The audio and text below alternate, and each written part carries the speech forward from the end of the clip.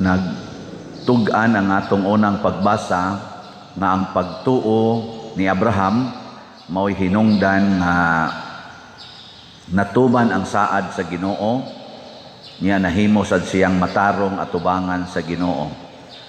Niya kining pagtuo nga gihisgutan nga mao'y gipuy-an ni Abraham, dili sayon kay di man ni siya matugkad sa tawhanon nga panghuna-huna. Di aw mo banay tiguwang na kay siya, niya iyang asawa tiguwang na sad kayo, niya giingnan sila sa Ginoo nga manganak ka ug mudaghan ang imong kaliwat sama kadaghan sa bituon. Unsa may gibuhat ni Abraham? Nituo siya og misalig nga bisag unsay isultis Ginoo matuman gyud. Way pagduda, diretso gyud tuman. Niya unsa may nahitabo? Natukod ang nasod sa Israel, ang 12 ka nasod, the 12 nations or tribes of Israel, porting daghana nila hangtod na duna na sila'y napili nga hari nga porti sa giyong sikata o porti kagamhanan nga mao si Hari David. Nya pag-abot na sad ni Hari David, unsa may kuan, unsa may nahitabo, ingon magtukod ko og balay para sa Ginoo. Ang katud si Abraham gisgutan sa ikaduhang pagbasa niya. Sa unang pagbasa si David nga kaliwat ni Abraham maunay nagsuway og tukod og usa ka kaning balay sa Ginoo, pero giwarningan si David nga dili ikaw maoy magtukod og balay. Nanagod niya tanan anang materialis, naana siya ang tanang mga kahimanan niya, perti niya kagamhanan. Nagpuyo sad si David sa pagtuo gihapon nga gipuy-an ni Abraham. Og pag-ingon sa Ginoo nga ayaw pagtukod, wa sad mo tukod si David. Siya ang imong anak, nakay anak nga akong patukuron sa akong balay, dili ikaw mo'y magtukod. Kining akong gihisgutan, bunga nis pagtuo. Kita usahay, magsigi taog kanini ang tuman sa atong gusto. Nang litan og sana gusto ka mo tukod og balay, bisag dili unta gusto ang Ginoo nga motukod pa kag balay, mangutang gyud aron itukod og balay, di ba? Ano bang ang ato yung gusto ba mo'y matuman? Karon nga duda ko ani, ako ba kaning gusto o inyong gusto? O gusto ba kanis Ginoo nga ato ning trabahoon ang ato dinhing palibot sa simbahan, labi na diyang atong parking area? Sa kani gusto kanis Ginoo o gusto ka ni nako? Unsa na to pag ila nga mao nay gusto sa Ginoo? Sa akong kasinatian, basta ang tumong para sa kaayuhan sa tanan, mao nay gusto sa Ginoo. Dili kaayuhan sa pipila lang. Basta kaayuhan sa tanan, mao nay gusto sa Ginoo. Una si Abraham, pagsugo sa Ginoo nga ang imong anak ihalad nga rin ako, iya na yung giihaw iyang anak. Awa man sad ipadayon sa Ginoo, pero iya yung gituman katos Isaak, bugtong anak, iya da yung ihawon. Kaya nga naman, kung gisugo ni sa Ginoo, makaayo gini para sa tanan. Ang pagbuhat sa kabubuton sa Ginoo. Kung doon natay pagtuo sama sa pagtuo ni Abraham o ni David, nga mosunod gyud sa gusto sa Ginoo, gaan kaayo himuon. Nabitay ning text na ko karong buntag, pero at the same time nagpatambag nga gusto niyang tudluan ang iyang amahan nga kamaos ang muhatag ngadto sa simbahan. Siya manggihatago man akong papa pader, pero murag di man muhatag sa simbahan. Kay siya nga anak bag upang nakatrabaho, malit siya ning atong slots, tabang pod siya ngadto sa iyang mga kaliwat, wagin ba way tabang yun. Nag-ana man kunog kadaghan ang iyang grasyang nadawat, iyang papa usahay mahutdan man mangayo man kuno niya. Siya nga nung mahutdan man ning naamon ta ni income di tingali manghatag ning simbahan. Kanang mga inana ba nga pagtuo o daghan kayo ana ang naghimo sa ilang mga testimonya nga mao na nahitabo sa kinabuhi. Muna si Jesus o si Jose dinhi sa atong ebanghelyo, siya mo'y nakapatuban sa kanang kumpletong tuman sa saad sa Ginoo ni Abraham nga naa kay kaliwat nga sama kadaghan sa mga bituon.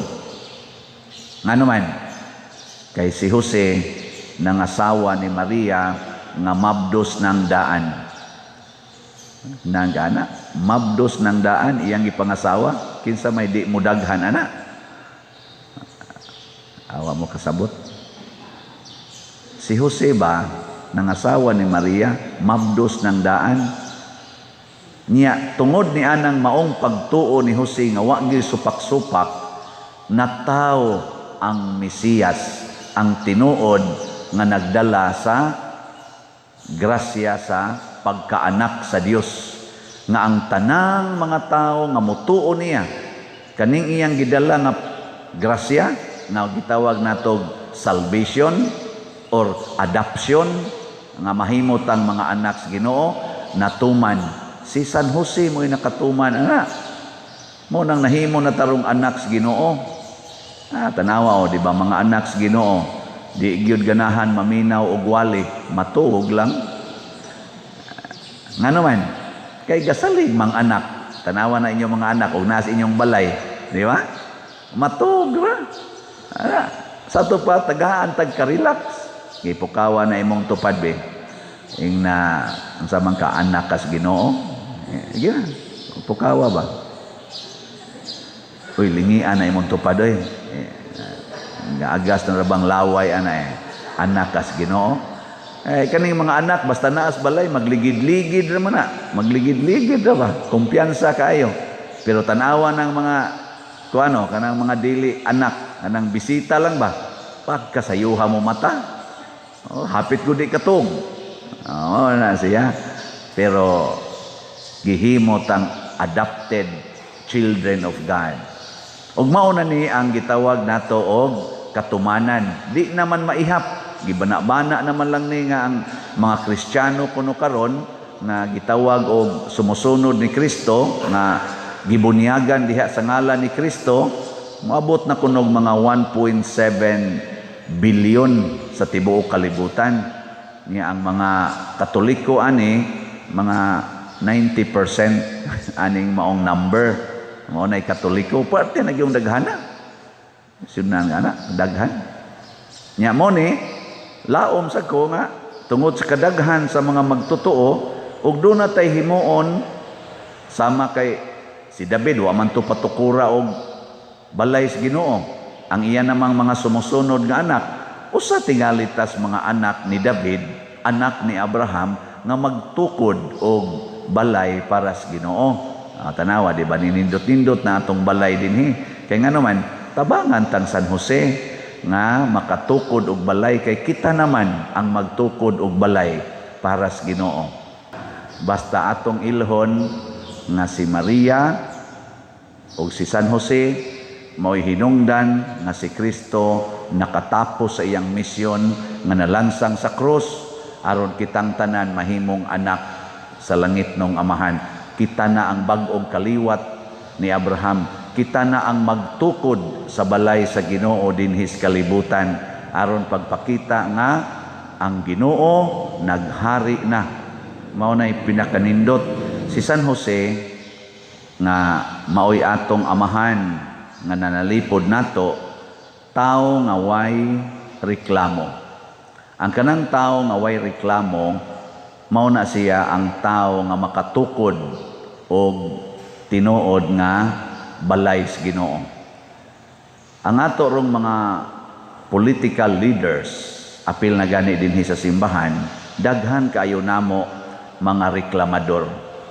Ngano man maglabi ang analysis kaysa pagtuo. Aka mo sa diha. Di mo reklamador. Maglabi ganin ang inyong analyze ninyo maayo, nya dili ka mo tuo, patay reklamo. Nya unsa may mahitabo? Maliwat gid ta sa Russia o sa Ukraine, maggubat kay sunod man ang analysis kaysa pagtuo.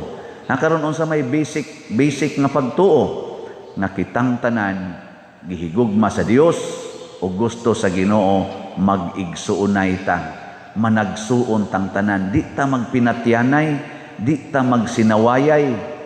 Mao na diri sa atong tubag sa Salmo, unsa to atong tubag? Nindot kaayo to. Ang anak ni David mabuhi hangtod sa kahangturan, dili magpinatyanay. O tanawa karon ang wa mo tuo nga sila anak sa Ginoo, gapinatyanay. Murag mga iring og iro, murag mga hayop ba. Tanawa ang atong mga politicians, kasagaran gapinatyanay sa ilang dungog, gadinautay, gakupitensyahay. Murabag ang hunahuna pildihon tika, ni ang pikasad pildihon tika, dili wa maghunahuna nga kauban ta, tukuron taning Pilipinas, magkuyog ta, di ta magdinautay, di ta magsinawayay, di ta mag-away kay mga anak tas Ginoo. Mabuhi ta hangtod sa hangtod, pero di na ta moangkon anang maong pagtuo nga gipuy-an ni Jose, ni David ug ni Abraham, magpatay gid ta. Giguba gid niya among koral, ni atras siya og mga sa dugay na kay napadir, hapit na guna sila magpatay o kadang iya ra man sa nang igagaw dias unaha sa amo, hapit na sila magpatay kay magsinubayay nga kanang inyong yuta na sa akong apuhan, inyo lang giangkon sa ligmong kwartahan mo, din ami kaagi diri. Sa sige kunong paminaw sa akong wali, giguba gyud kuno ang koral, giatrasan kuno 1.5 meters. Ambot og magpatay pa baka to sila sa inyong paminaw, magpatay pa to. Niingon jud ko, congratulations, tukura day ng inyong koral. Pero 1.5 ng atras, nindota, nakugnapay daghan ingon ani, pagkamalinawon ka ano, wa na nang siningkahay, wa na nang kinusmurais naong, nakadaagin, mga animal kadaagi ba, labi na gatakilid na, kay pwede ng huuta, animal. Tanang na ako'y nalipayan ron, usas misulti nako, ingon siya, Pader, sa imong gisulti bitaw, nadutlan gid ang akong bana. Unsa may nahitabo, giguba gid niya among koral, ni atras siya og mga sa dugay na kay napadir, hapit na guna sila magpatay o kadang iya ra man sa nang igagaw dias unaha sa amo, hapit na sila magpatay kay magsinubayay nga kanang inyong yuta na sa akong apuhan, inyo lang giangkon sa ligmong kwartahan mo, din ami kaagi diri. Sa sige kunong paminaw sa akong wali, giguba gyud kuno ang koral, giatrasan kuno 1.5 meters. Ambot og magpatay pa baka to sila sa inyong paminaw, magpatay pa to. Niingon jud ko, congratulations, tukura day ng inyong koral. Pero 1.5 ng atras, nindota, nakugnapay daghan ingon ani, pagkamalinawon ka ano, wa na nang siningkahay, wa na nang kinusmurais naong, nakadaagin, mga animal kadaagi ba, labi na gatakilid na, kay pwede ng huuta, animal. Pero pag atras og 1.5 meters, magbitbit ka sa duha pa kabuk imong bitbiton, luag na kay ngadto, lipay kay. Sige, testingin ninyo, pangguba na inyong koral, di ba? Daghana lagi malipay. Mao na yung mga anak sa Ginoo, maghinatagay, dili kay gubat yun. Mga gubat yung naong na to anak. Guba pa, patay pa itong kinabuhi. Sunod ta ni San Jose, mga anak ta ni David, ug mabuhi kita hangtod sa kahangturan. Manindog ta.